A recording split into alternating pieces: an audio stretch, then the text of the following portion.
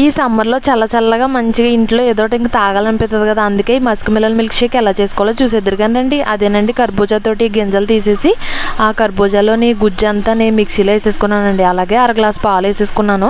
ఇది అంతా మిక్సీ పట్టేసేసి ఇందాక కాయలోని గుజ్జు అంతా ఖాళీ అయిపోయింది కదా, ఇంచక డెకరేటివ్గాని బాగుంటుంది అనేసి ఆ జ్యూస్ అంతా ఇందులో వేసేసుకున్నానండి.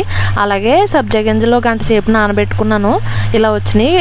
ఆ స్పూన్నర వేసేసుకుని అలాగే జీడిపప్పు, బాదం పప్పు ఇలా ముక్కలుగా చేసేసుకుని మంచి క్రంచీగా ఉంటేనే వేసేసుకున్నాను. ఇంకా మనం షుగర్ వాడకుండా హనీ వేసుకుంటే చాలా హెల్తీగా బాగుంటుందండి. అలాగే ఐస్ క్రీము దీంతో కలిపి స్పూన్తో నోట్లో పెట్టుకోగానే ఇంకా చల్లగా భలే ఉందండి కడుపులోని. ఇంకా నాకు ఫలూదానా అనిపించింది. ఇంట్లోనే ఈజీగా చేసుకోవచ్చండి. అందరూ పిల్లలతో సహా ఇష్టంగా తింటారు, పెద్దోళ్ళు కూడాని. లేదు, ఈ మిల్క్ షేక్ని కాసేపు ఫ్రిడ్జ్లో ఉంచేసి ఆ తర్వాత టేస్ట్ చేసినా చాలా బాగుంటుందండి. ఇదంటే ఇవాళ వీడియో. ప్లీజ్ సబ్స్క్రైబ్ చేసుకోండి కొంచెం.